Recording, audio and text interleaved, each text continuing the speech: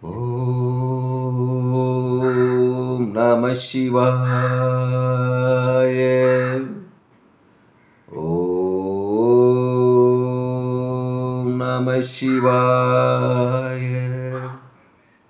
ஓம் நம சிவாய.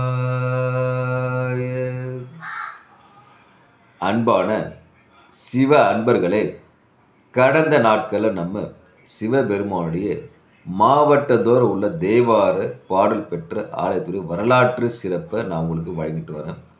அந்த வகையில் நம்ம இன்னைக்கு பார்க்க போகிற ஒரு ஆலயமும் ஒரு தேவார பாடல் பெற்ற சிறப்பு வாய்ந்த ஆலயத்தை பற்றி தான்.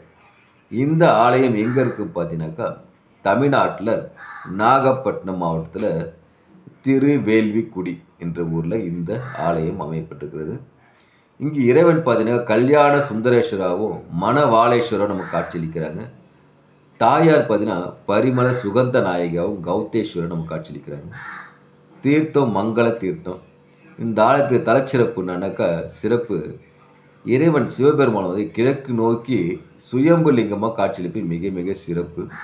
தேவார பாடல் பெற்ற 274வது தலத்தில் இந்த தலம் 23வது தலமாக நமக்கு விளங்குது.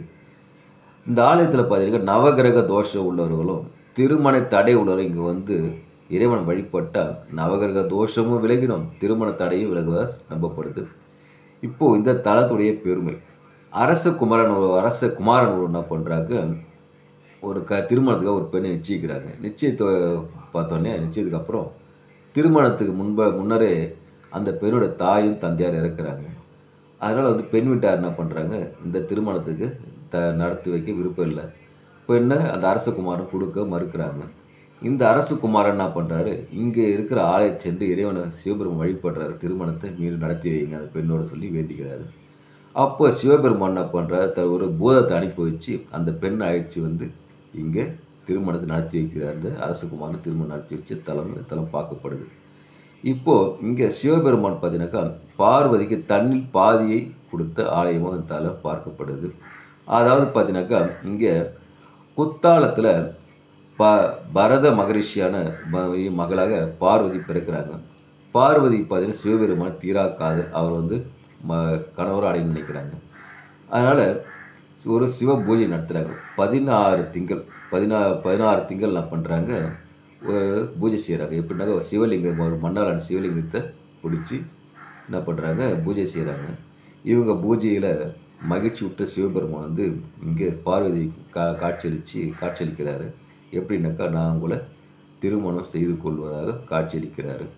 அடித்த உடனே பார்த்தீங்கன்னாக்கா பார்வதிக்கு மிக பார்த்தீங்கன்னா சந்தோஷப்படுறாங்க. அதனால் இந்த சிவபெருமான் வாக்கு கொடுத்ததுக்கு அப்புறம் இங்கே திருமணத்துக்கான பார்வதி கங்கணம் கட்டி அந்த வேள்வி பிரம்மன் வேள்வி ஆரம்பிக்கிறாரு. வேள்வி ஆரம்பித்த தலம் தான் தலம் பார்க்கப்படுது. அதுக்கப்புறம் சிவபெருமான் வந்து பார்வதியை மனம் முடித்த தலமாகவும் இந்த தலம் விளங்குது. அதுக்கு மட்டுமல்ல, இங்கே பார்த்தீங்கன்னா தாயார் வந்து மிக அழகாக இருப்பது மிக சிறப்பு. ஏன்னாக்கா சிவபெருமானே வந்து பார்வதி தேவியை மணந்துக்குள்ள வாக்குறுதி அளிக்கிறார். வாக்குறுதி அளித்தோடனே இந்த சந்தோஷத்தை கேட்டு அவங்க முகம் மிகவும் ஏற்கனவே அழகாக இருக்காங்க, இதோட மிக பொலிவான முகத்தோடு சேர்ந்து காட்சியளிக்கிறாங்க. அப்படிப்பட்ட சிறப்பு வாய்ந்த தலம் தான் இந்த தலமாக பார்க்கப்படுது.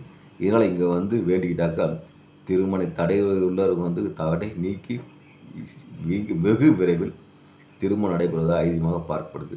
அவ்வளோ சிறப்பு வாய்ந்த ஆலயமாக தான் இந்த ஆலயம் விளங்குது. அதனால் அன்பான சிவ அன்பர்களே, வாய்ப்பு உருவாக்கிக்கிங்க. இந்த ஆலயம் சென்று இங்கே இருக்கிற மங்களேஸ்வரரையும் கல்யாண சுந்தரேஸ்வரரும் பரிமள தாயாரையும் வணங்கி இறையருள் பெற்று இன்புற்று ஈசனடி சேர்க. ஓம் நமச்சிவாய வாழ்க, நாளந்தால் வாழ்க, இமை பொழுதும் என் நெஞ்சில் நீங்காத தாள் வாழ்க, ஏகன் வாழ்க அநேகன் வாழ்கன்ற மாதிரி எல்லோரும் ஈசனருள் பெற்று இன்புற்று வாழ்க. ஓம் நமச்சிவாய, ஓம் நமச்சிவாய, ஓம் நமச்சிவாய. அன்பே சிவம், அன்பே சிவம், அன்பே சிவம்.